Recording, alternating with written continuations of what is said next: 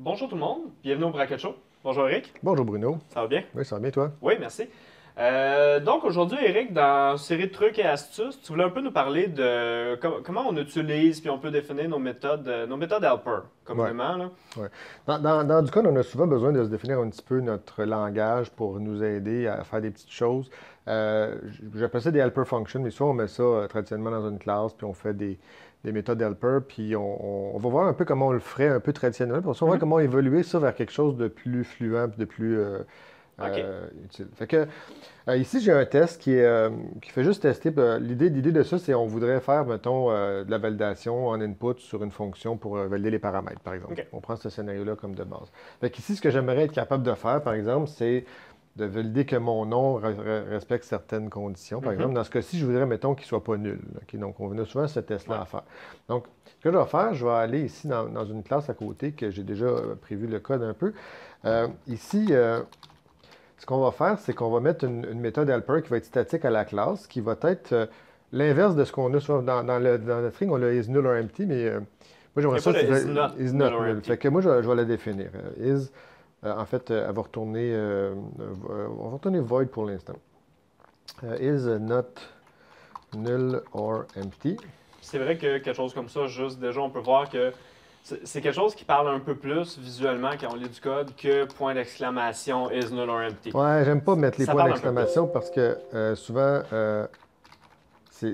voyons, je vais mettre mes accolades comme il faut. Voilà. Souvent, les négations sont pas le fun à lire dans le code parce que Mhm. justement, tu as besoin d'inverser la façon, mais quand tu vois que c'est not null empty, c'est plus clair.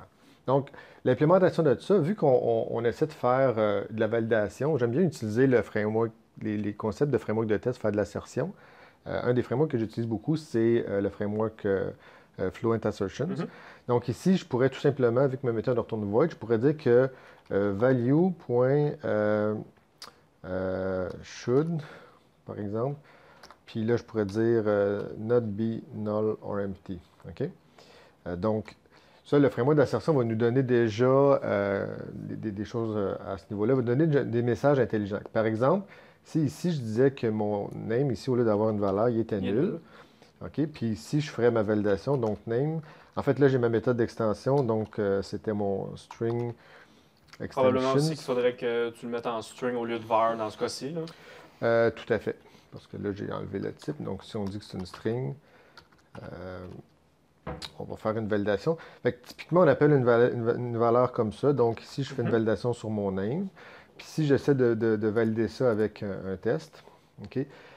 Bon, le framework d'assertion nous dit ben, le string est not nul, il ne devrait pas être nul ou Mhm. empty, donc, puis il a trouvé nul, donc ça fail.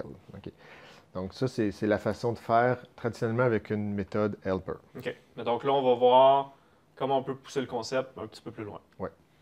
Effectivement. Donc, ce qu'on va faire maintenant, c'est qu'on va essayer de transformer cette méthode-là qui est en préfixe en Mhm. méthode d'extension qui va être en suffixe. Une méthode d'extension, en fait, c'est rien d'autre qu'une méthode qui va appeler ce helper-là, mais associé à l'objet lui-même. OK?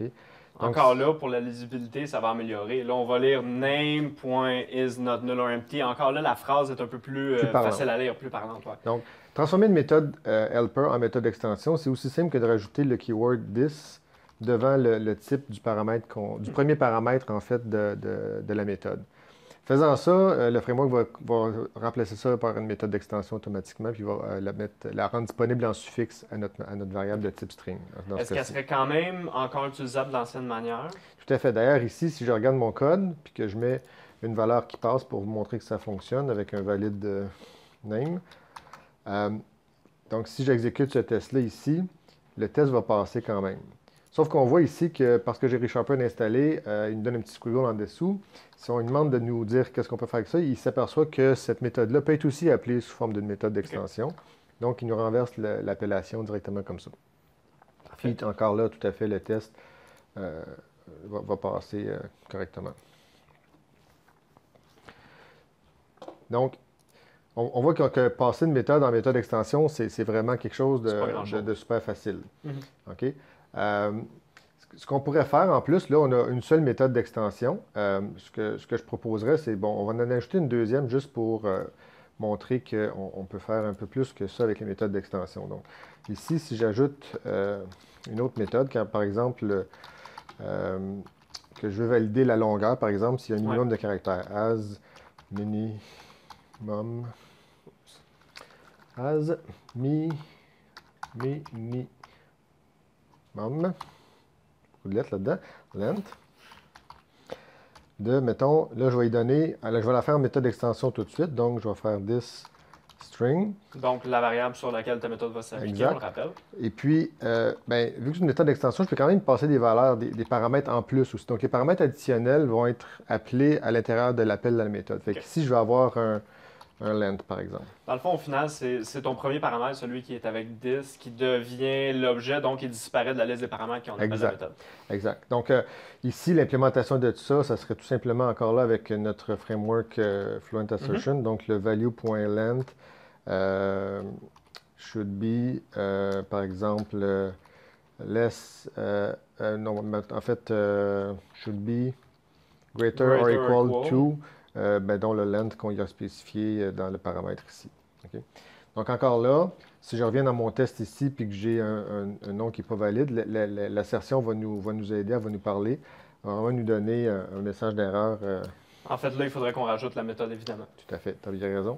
Donc, ici, si je fais name.as minimum length de 8, par exemple, puis que j'appelle mon test, ben, notre test va failer, puis il va dire, ben, je m'attends que ça soit 8, mais j'ai juste trouvé 5. Okay. Donc, on voit vraiment que ça fonctionne. Donc là, Eric, quelque chose, moi, qui me dérange un peu, c'est sûr qu'on est dans du code très simple, là, mais le fait que tu répètes ta variable 2 fois, alors qu'on valide 2 choses sur la même variable, moi, ça me dérange un peu. En effet.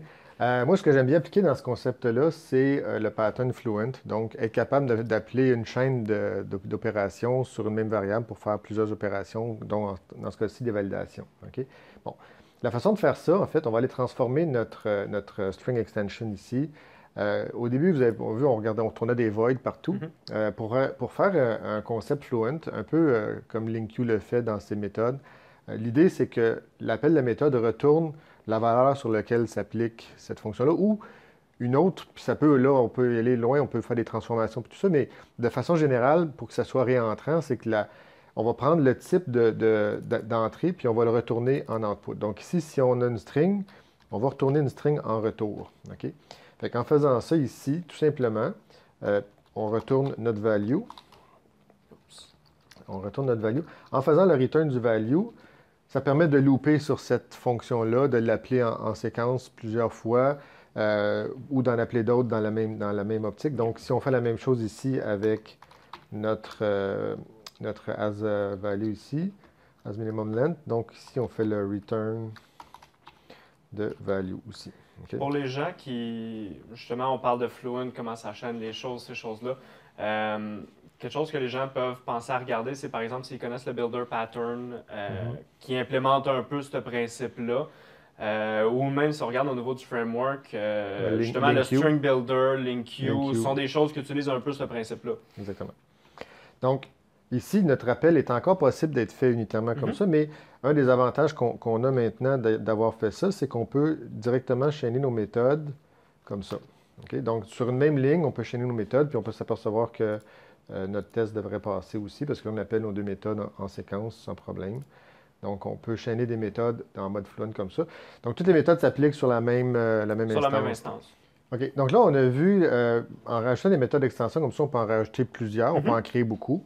Un des inconvénients de ça, à un moment donné, c'est que si on demande de nous sortir la liste des méthodes d'extension, puis maintenant avec Visual Studio, on peut filtrer pour voir uniquement les méthodes d'extension, donc toutes les méthodes avec une petite flèche ici, c'est des méthodes d'extension. On est capable de voir que là, on a nos deux méthodes, as minimum puis is not null. Parmi tout le reste des méthodes d'extension aussi que le framework nous offre. Okay? On voit qu'il y en a déjà quand même beaucoup pour... Oui. Puis si on veut en rajouter, puis en fait, dans ce cas-ci, on est en train de faire des méthodes de validation. Fait qu'on peut imaginer toute une série de méthodes de validation avec, on pourrait même des méthodes de validation de mots de passe avec les règles compliquées de ça prendre majuscule, minuscule. On peut avoir des règles sur des dates, sur plein d'objets. Donc là, les méthodes d'extension vont commencer à proliférer. il va y en avoir une grosse liste, puis ça va commencer à être long à vérifier toutes ces choses-là. On aimerait peut-être les scoper puis les grouper dans des sections, comme dans ce cas-ci, validation. Dans d'autres cas, ça pourrait être sur, je ne sais pas quoi, d'autres groupings sur le mapping ou sur d'autres choses. Ouais. Donc, ce qu'on veut faire avec ça, c'est qu'on va introduire un concept qui est un peu... qui permet de grouper des méthodes d'extension. Ce que j'appelle, c'est des extension points. Un extension point, dans le fond, c'est, tu sais, j'ai parlé tantôt que quand on regarde la transformation ici, on a une string qui retourne une string. Donc, la méthode d'extension s'applique à ce type-là particulier. Donc là, cette méthode-là va s'appliquer à toutes les strings. Mais nous autres, ce qu'on voudrait, c'est scoper ça pour dire juste les strings sur lesquels on veut faire de la validation, par exemple. Okay? Donc, ce que je vais faire ici, je vais le faire parce que, puis sur ça, je vais vous montrer le code qui est derrière. Au lieu d'être une string, je vais le mettre sur un validation extension point de string. OK?